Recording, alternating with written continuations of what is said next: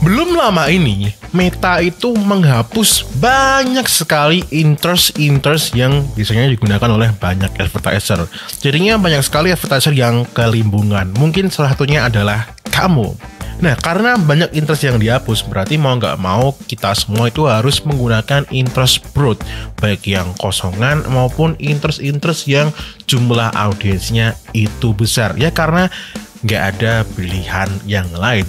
Cuman faktanya bagi mereka yang memiliki brand yang bagus ataupun mereka memiliki produk yang bagus, hasilnya tetap sama aja bagus. Ini akan menjadi mimpi buruk bagi kalian yang ya produknya belgedes dan brandingnya tengket capret.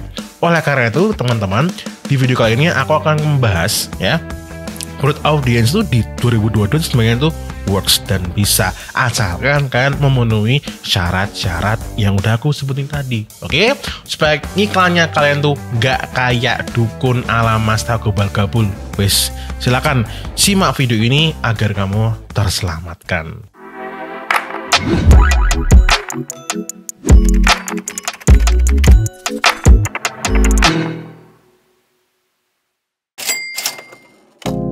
Belum lama ini, seperti kita tahu bahwa Meta itu memutuskan untuk menghapus banyak sekali interest, ya kan? Seperti interest yang terkait dengan agama ataupun topik-topik tertentu, sehingga kita ya ataupun kalian yang berjualan dengan topik ataupun niche market tertentu itu nggak bisa melakukan targeting interest secara spesifik.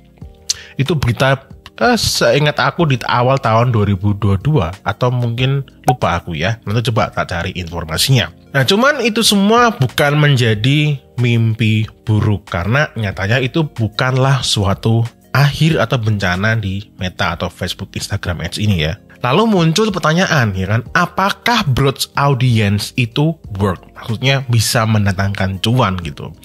Jawabannya adalah bisa dan tidak. Oke, ya, jadi aku mau ngasih tahu kalian dulu ya dashboard yang selama beberapa kurun waktu belakangan ini aku lihat dengan mata kepala aku sendiri langsung ya.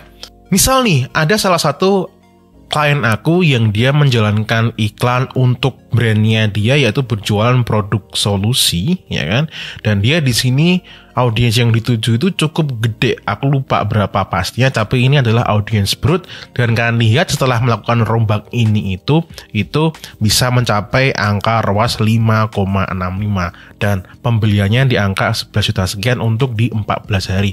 Bagi dia ini sudah bagus ya. Lalu coba kita lihat yang lainnya. Atau ini ya, salah satu klien aku yang dia berjualan fashion gamis ya kan, dan kalian lihat per purchase-nya mencapai angka 396.000 ya, dan margin produknya dia tidak bisa mengcover ini, dan ini sebenarnya testingnya masih dalam jangka waktu yang sebentar ya. Nah, cuman dalam jangka waktu yang sebentar ini kita bisa lihat bahwa ini sebenarnya dia boncos menurut dia ya. Jadi produk yang ditawarkan di audience women clothing ini, yang mana ini masuk kategori broad, ini dia boncos ya. Jadi di sini nggak works. Lalu ada juga klien aku yang dia masih menggunakan cara zaman bahula ya, zaman Flintstone, yaitu adalah menggunakan lead.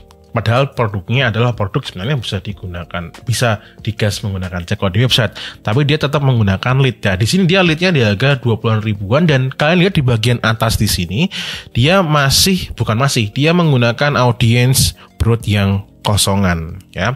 Dan di sini walaupun di sini leadnya harga segini, tapi nyatanya dia itu boncos. Ada juga nih ya salah satu dashboard yang kebetulan aku pegang ya. Broad ini kalian bisa lihat harganya murah versi yang aku pegang ya.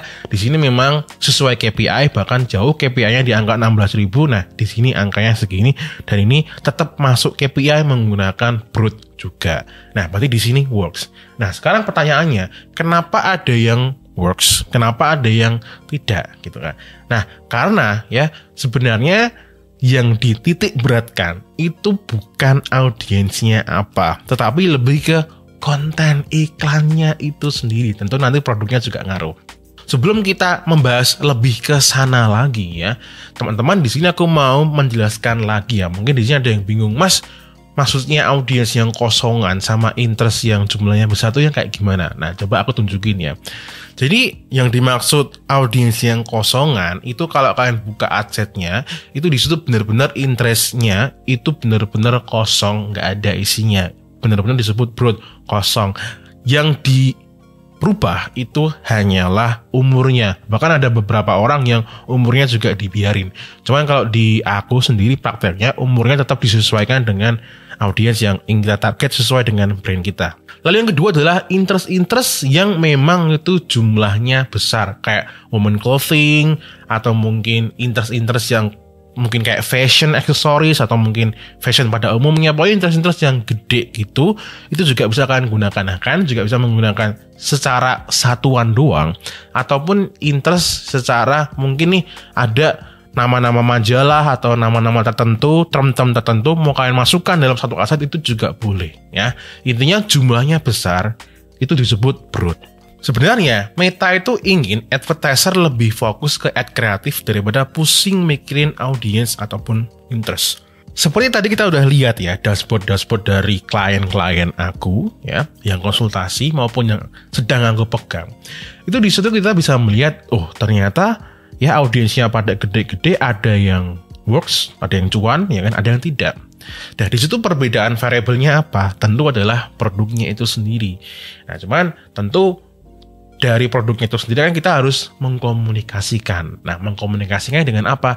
Dengan konten iklan itu sendiri ya. Jadi Meta itu ya semakin kesini dia itu nggak kepingin advertiser itu meributkan ya audiens. Kalau zaman bahula dulu advertiser tuh sukanya ngetes banyak sekali interest audiens gitu kan. Nah, di tahun sekarang Meta ingin kita lebih simpel aja. Oi, mending kamu tuh lebih sering ngetes konten iklannya. Nah, pertanyaannya sekarang, banyak sekali advertiser di luaran sana, bahkan kamu itu kurang mengerti tentang konten iklan ini ya. Bahkan klien-klien aku yang konsultasi dengan aku itu biasanya ketika tak cek itu ya salah satu problematikanya itu adalah konten iklan yang tidak relevan dengan market.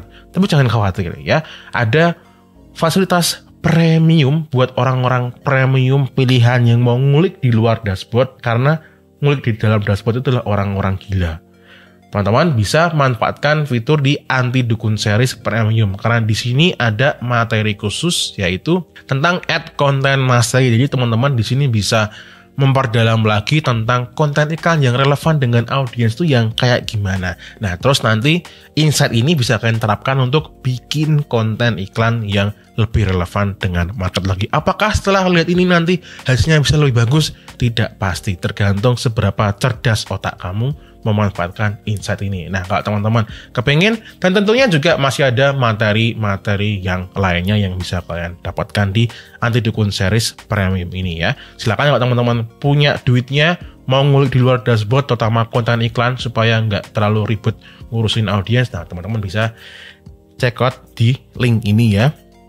Atau linknya juga ada di description box di bawah. Ingat, tidak ada jaminan apapun karena ini adalah bentuk dari usaha kalian ngulik di luar dashboard.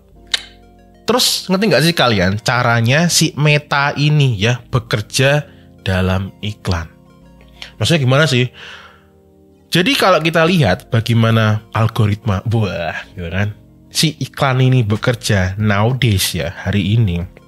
Itu gini, misal kalian itu ya di Instagram ataupun Facebook, Instagram aja lah, Facebook kan udah kedaluarsa lah menurut aku ya. Instagram, misal teman-teman tuh lihat suatu page dengan tampilan tertentu atau mungkin topik tertentu, yang utama ya kan. Nanti kalian akan mendapatkan iklan yang mirip dengan aktivitas kalian, bener ya. Lalu yang kedua, kalian adalah masuk ke suatu website dengan tampilan tertentu ataupun dengan topik market tertentu ya kan. Nantinya si Meta itu akan memberikan iklan yang mirip dengan aktivitas browsing kalian tadi. Nah, sebenarnya dari situ kalian bisa menyimpulkan kenapa broad audience itu sekarang bisa works. Ya karena kualitas dari konten iklannya tadinya, lebih detailnya lagi karena kualitas dari produk dan brandingnya. Jadi si Meta itu dia sudah mengkotak-kotakan audiens. Oh, orang ini tuh sedang suka ini. Oh, orang ini tuh sedang suka ini gitu loh. Nah, karena sedang suka, yang bisa mematik menjadi suka dan beli itu adalah konten iklannya itu sendiri, produknya sama brandingnya, bagaimana kalian mengemas. Nah, kalau kalian hanya fokus di ngutak-ngatik interest doang, dashboard, nah itu menjadi mimpi buruk. Duit kalian nanti akan habis karena iklan kalian itu caranya kayak dukun. Oke, itu aja di Facebookcast Anti Dukun Series pada episode terbaru kali ini ya. Semoga ini mencerahkan, dan konten seperti ini cocoknya memang untuk kalian yang mau sadar, mau ngulik di luar dashboard ya. Jadi nggak cocok untuk orang semacam kayak gini ya, yang bilang ini bukan targeting. Ya, ini kan aku lagi bahas tentang targeting orang kaya ya. Sebenarnya tuh di interest pun, mau kalian ngulik-ngulik interest orang kaya pun nggak ada. Kalau tampilannya nggak kaya ya percuma ya, bullshit ya. Jadi tampilannya harus yang kaya dulu gitu. Oke, gitu aja untuk kali ini. As always, may we always live in prosperity. Nanti kita ketemu lagi di video ataupun di series-series yang lain. May we always live in prosperity. Bye-bye.